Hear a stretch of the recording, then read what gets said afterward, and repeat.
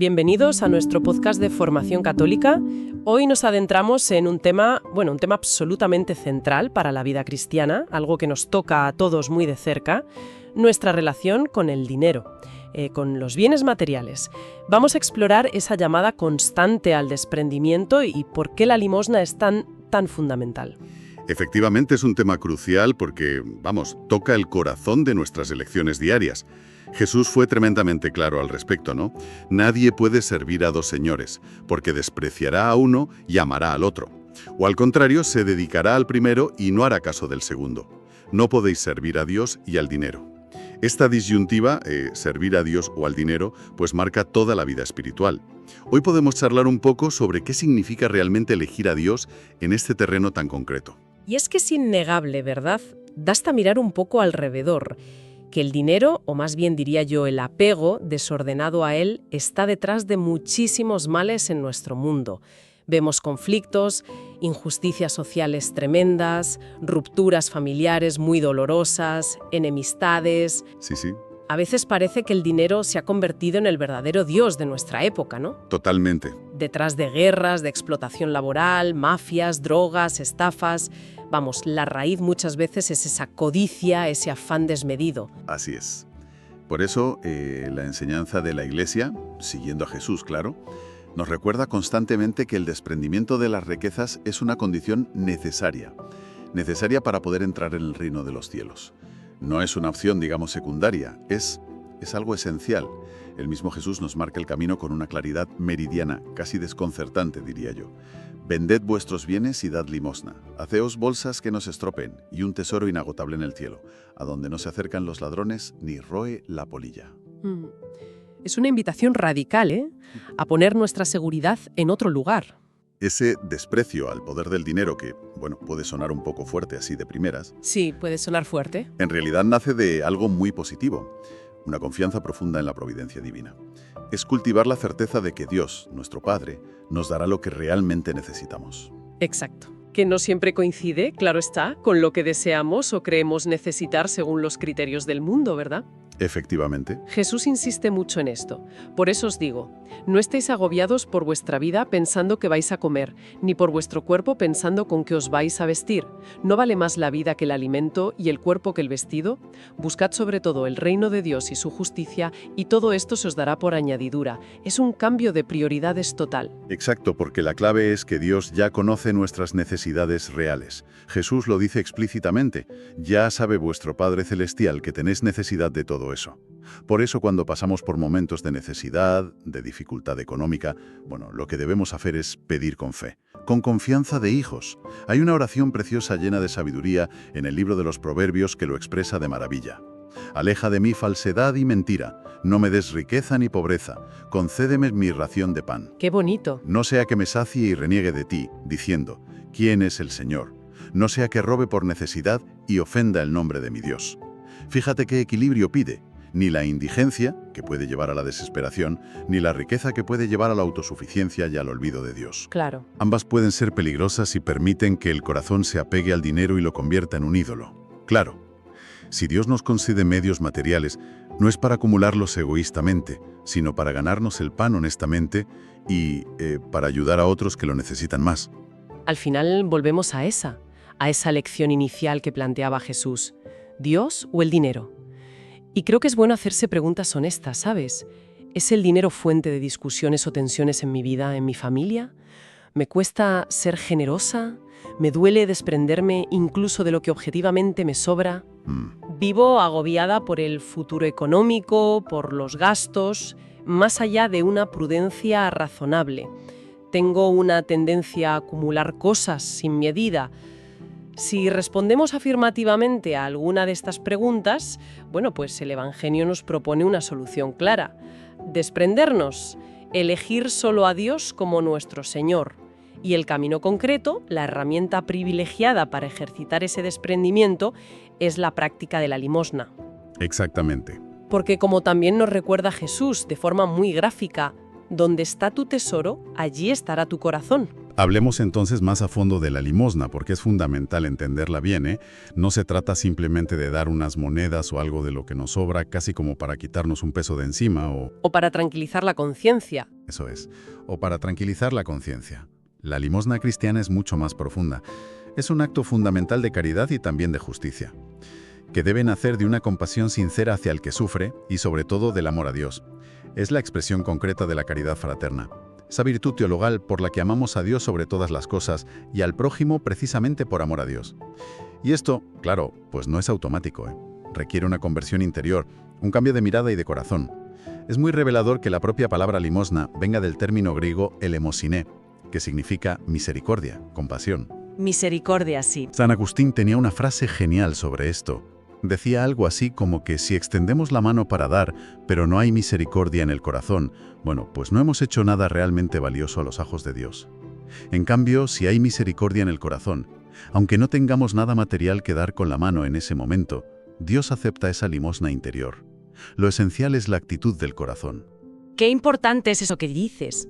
Y la Iglesia siempre ha unido íntimamente la caridad y la justicia en la práctica de la limosna. A veces pensamos que es solo un acto bonito de generosidad, no. Pero asistir al necesitado es también en muchos casos un deber de justicia. Efectivamente. El compendio de la doctrina social de la Iglesia lo dice claramente. La limosna es uno de los principales testimonios de la caridad fraterna y una obra de justicia agradable a Dios. E incluso el Concilio Vaticano II nos recordó algo muy fuerte. Lo que ya se debe en justicia no debe ofrecerse como un don de caridad. Eso es muy potente. Es decir, hay situaciones en las que ayudar al pobre no es solo un acto de caridad opcional, sino cumplir con una obligación de justicia, sea social o personal. Santo Tomás de Aquino profundiza admirablemente en esta doble dimensión. Sí, explica que la limosna puede entenderse como un acto de justicia cuando la hacemos movidos por la piedad hacia el sufrimiento ajeno y también, ojo, buscando la satisfacción por nuestros propios pecados, como una forma de reparación. Pero adquiere un carácter aún más elevado, el de sacrificio agradable a Dios, cuando el motivo principal es el amor a Él, uniéndonos a la caridad misma de Cristo. Cuando damos por amor a Dios, la limosna se convierte en parte indispensable de nuestra vida de amistad con Él. Y es que toda la Sagrada Escritura y la tradición más antigua de la Iglesia están repletas de ejemplos y de exhortaciones a practicar la limosna. Pensemos, por ejemplo, en cómo Jesús nos enseñó a darla en secreto, ¿verdad? Sin buscar el aplauso. Claro. Tú, en cambio, cuando hagas limosna, que no sepa tu mano izquierda lo que hace tu derecha. Lo importante no es la apariencia exterior ni el reconocimiento humano, sino la intención recta, hacerlo para la gloria de Dios.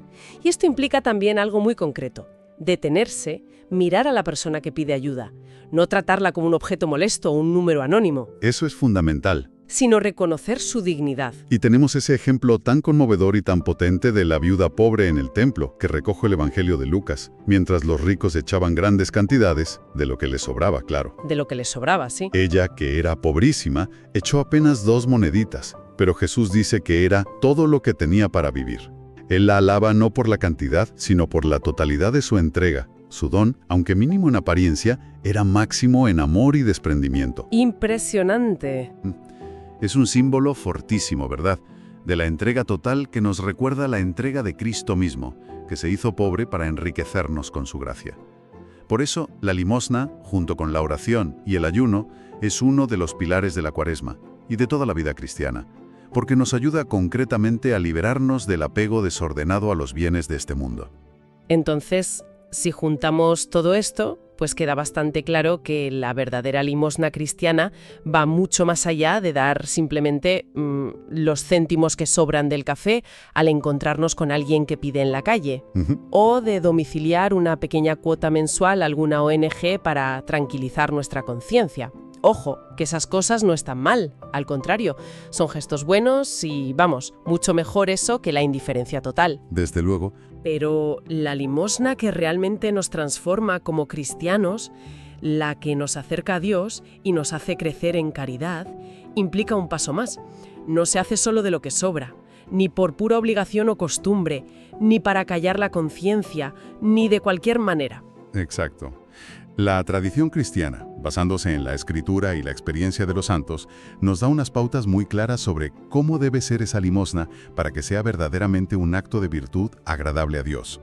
Podemos destacar algunas características clave. A ver, primero, debe ser justa.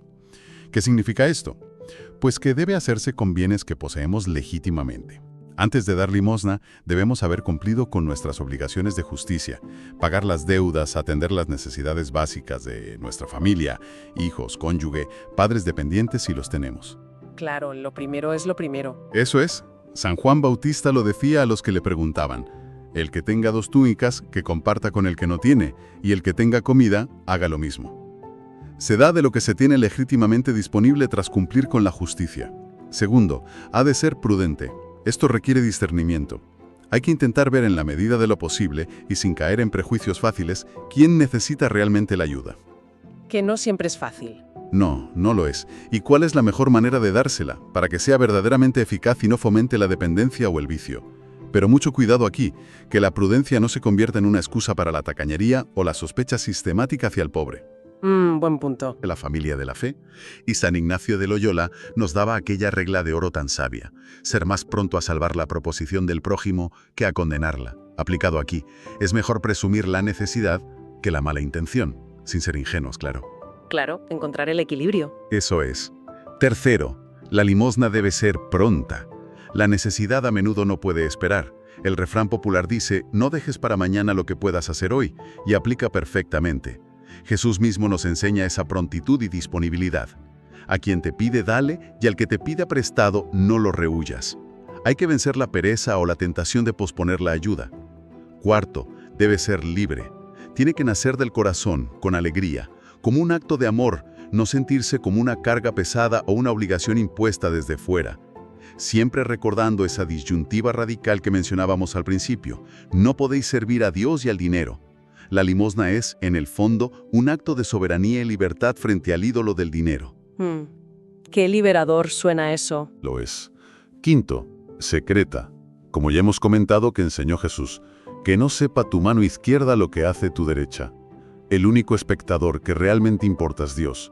No debemos buscar el aplauso, el reconocimiento humano, ni siquiera la buena imagen ante los demás. La discreción es señal de rectitud de intención. Y sexto, y muy importante, debe ser desinteresada. El motor último tiene que ser el amor al prójimo, en quien vemos la imagen de Dios, y el amor a Dios mismo. Se da de lo que sobra, sí, pero a veces, como la viuda pobre, la caridad nos puede mover a dar incluso de lo necesario. ¿Incluso de lo necesario? Sí. Y fundamental, sin esperar nada a cambio, ni siquiera las gracias o el agradecimiento.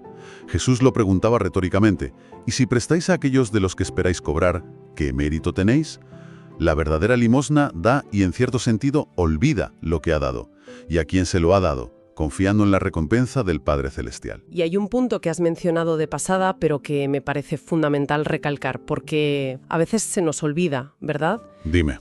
Desde la perspectiva de nuestra propia vida espiritual, el principal motivo para hacer limosna no es solo ayudar al otro, que también y es muy importante, sino ayudarnos a nosotras mismas. Totalmente de acuerdo. El libro de Tobías lo expresa de forma muy bella. Comparte tu pan con el hambriento y tu ropa con el que está desnudo. Si algo te sobra, dalo con generosidad al pobre y que tu ojo no mire cuando des limosna. ¿En qué nos ayuda? Pues nos ayuda a ejercitar el amor concreto al prójimo, a salir de nuestro egoísmo, a ponernos un poco en el lugar del otro. Sí, sí. Y sobre todo nos ayuda a ser más libres frente al poder del dinero, que, como decíamos al principio, puede generar tantos problemas, tensiones y apegos en nuestra vida. Hacer limosna nos libera. Absolutamente de acuerdo. Y es importante también ampliar nuestra visión de lo que significa limosna. No se reduce únicamente a dar dinero o bienes materiales.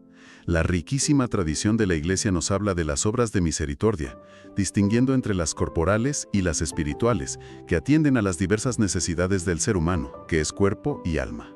Claro, no solo lo material. Exacto. Las obras de misericordia corporales son quizás las más conocidas, porque se dirigen a paliar las necesidades físicas más básicas. Dar de comer al hambriento, dar de beber al sediento, vestir al desnudo, dar posada al peregrino, visitar a los enfermos, redimir al cautivo, y hoy podemos pensar en tantas formas modernas de cautiverio y esclavitud, trata de personas, adicciones, deudas injustas, y, finalmente, enterrar a los muertos. El Catecismo reitera precisamente que dar limosna a los pobres a través de estas obras es un testimonio privilegiado de caridad fraterna y una práctica de justicia que agrada a Dios. Pero no podemos olvidar las obras de misericordia espirituales que atienden las necesidades del alma, que son igualmente o incluso más importantes. A veces más olvidadas, quizás. Quizás sí. Y son orar a Dios por los vivos y por los difuntos, enseñar al que no sabe, compartir la fe, la doctrina, dar buen consejo al que lo necesita, consolar al que está triste o afligido, corregir con caridad y paciencia al que se equivoca, perdonar de corazón las ofensas recibidas y, finalmente, soportar con paciencia los defectos del prójimo. Uf, esa última. Esa última es exigente, sí. Cuánto bien podemos hacer dando nuestro tiempo, nuestra escucha atenta, nuestro consejo prudente, nuestra oración sincera, nuestro perdón generoso. Eso también es limosna, y a veces la más necesaria. Y en todas estas formas de limosna, tanto corporales como espirituales, lo que prima, más allá de la acción externa concreta que realicemos, es la actitud interior, ¿no? La generosidad de corazón, el desprendimiento real. Me ha gustado mucho esa anécdota que has contado de San José Benito Cotolengo. Sí, es muy gráfica, que ni la mano derecha sepa lo que hace. Y el Papa San Juan Pablo II insistía mucho en lo que llamaba el valor interior del don. Exacto. Esa disposición profunda a compartir no solo lo que tenemos, sino lo que somos. La disposición a darnos a nosotras mismas en el servicio a los demás. El Papa Francisco ha insistido muchísimo en esta línea también. Nos advierte con frecuencia contra esa tentación tan actual de despachar la limosna rápidamente, casi con fastidio, arrojando una moneda sin más. Sin mirar a la persona. Sin mirar a la persona. Él insiste en la necesidad de detenerse, de mirar al pobre a la cara, a los ojos, incluso de tocar su mano si es posible y apropiado, de entablar un mínimo diálogo para comprender su situación, su necesidad real. Porque la compasión verdadera, nos recuerda el Papa, no es lástima distante, sino padecer con, sufrir con el otro, caminar a su lado aunque sea por un instante. Padecer con. Qué importante. Y los pobres, en todos los necesitados, encontramos el rostro sufriente de Cristo mismo. Y la indiferencia ante su dolor es como una esclerosis espiritual, dice él. Uf, qué fuerte. Un endurecimiento del corazón que es fruto muchas veces de esa cultura del bienestar, que nos anestesia y nos vuelve insensibles al clamor de los que sufren a nuestro lado. Hay una exhortación de San Basilio Magno, un padre de la Iglesia del siglo IV, que es tremenda, muy directa, de esas que te sacuden y no te dejan indiferente. Sí, la conozco, es impactante. Decía algo así: «Oh hombre, imita a la tierra, produce fruto igual que ella, no sea que parezcas peor que ella, que es un ser inanimado. Tus riquezas tendrás que dejarlas aquí, lo quieras o no. Por el contrario, la gloria que hayas adquirido con tus buenas obras, la llevarás hasta el Señor. Y todo esto te tiene sin cuidado, y por el afán de los bienes presentes, menosprecias aquellos bienes que son el objeto de nuestra esperanza. Deberías estar agradecido, al no ser tú quien ha de importunar a la puerta de los demás, sino los demás quienes acuden a la tuya. Qué verdad. Y en cambio, te retraes. Solo sabes decir, no tengo nada que dar, soy pobre. En verdad eres pobre, pobre en amor, pobre en humanidad, pobre en confianza en Dios, pobre en esperanza eterna. Es una llamada fortísima a la responsabilidad. Totalmente. Nos viene a decir que mientras haya un solo pobre en el mundo y nosotros tengamos más de lo estrictamente necesario para vivir con dignidad, pues no tenemos excusa para no compartir. Ante todo esto que es tan rico y exigente, ¿cómo podemos intentar llevarlo a la práctica en nuestra vida cotidiana? ¿Qué pasos podemos dar? Bueno, un primer paso fundamental es sin duda profundizar personalmente en la enseñanza de Jesús sobre el dinero, la riqueza, el desprendimiento. Dedicar tiempo a meditar con calma, a rumiar, pasajes del Evangelio como el discurso sobre la confianza en la providencia. El de Mateo 6, sí. Eso es. O la parábola del rico insensato, la enseñanza sobre la limosna en secreto, el encuentro con el joven rico. Hay tantos. Dejar que esa palabra de Dios cale hondo en nuestro corazón y nos interpele de verdad. Y luego quizás, como fruto de esa oración, pues atreverse a hacer algún signo concreto y serio de desprendimiento, como una forma de pedirle a Dios, con obras, que nos ayude a liberarnos de esta carga del apego. Por ejemplo, Pues, por ejemplo, Identificar algo valioso que poseemos pero que no es esencial para nuestra vida, venderlo legítimamente y dar íntegramente ese dinero a los pobres, experimentando así un poco de esa libertad interior que da el desprendimiento real. Puede ser un ejercicio fuerte, pero liberador. Y junto a esos gestos quizás más puntuales o extraordinarios, supongo que es muy importante la constancia, la perseverancia, ¿no? Fundamental. Incorporar la limosna como un hábito regular en nuestra vida económica y espiritual. Por ejemplo, estableciendo la costumbre de destinar una cantidad o un porcentaje fijo cada mes, o cada vez que recibimos nuestros ingresos, para ayudar a las necesidades de la Iglesia o directamente a los pobres, quizás a través de organizaciones caritativas de confianza como Cáritas u otras iniciativas que conozcamos bien. Exacto. La tradición bíblica habla del diezmo, dar el 10% de los ingresos. Puede ser una referencia útil para algunos, aunque no es una norma matemática estricta en el Nuevo Testamento, eso hay que decirlo. Lo crucial, como dice San Pablo, es la actitud del corazón. Cada uno dé como le dicte su corazón, no a disgusto ni a la fuerza, pues Dios ama al que da con alegría. Dios ama al que da con alegría. Qué bonito final para esa frase. Precioso. Y recordar siempre que este ejercicio de desprendimiento y generosidad es ante todo para nuestro propio bien, para nuestro crecimiento espiritual, para parecernos más a Cristo. Y que lo hacemos no por obligación, sino como respuesta agradecida al amor infinito que Dios nos tiene primero a nosotros. Y todo este camino de reflexión y práctica nos lleva quizás a una pregunta final, ¿no? Una idea para seguir rumiando cada uno en su interior. Si es verdad, como hemos visto, que nuestra relación con los bienes materiales refleja de alguna manera nuestra relación más profunda con Dios, ¿cómo podría una práctica seria, constante, generosa y alegre del desprendimiento y la limosna transformar no solo nuestra economía personal o familiar, sino toda nuestra vida espiritual? ¿Toda nuestra escala de valores? Exacto. Nuestra forma de mirar el mundo y a los demás. ¿Qué pasaría si realmente pusiéramos nuestro tesoro y por tanto nuestro corazón más en el cielo que en la tierra? Ahí queda la reflexión. Pues sí. Esperamos de verdad que esta reflexión sobre el desprendimiento y la limosna, temas tan vitales en el seguimiento de Cristo, sea de provecho para la vida espiritual de quienes nos escuchan. Para más información se puede visitar el Curso Católico en www.cursocatólico.com o la Enciclopedia Católica en www.wikicatólica.com.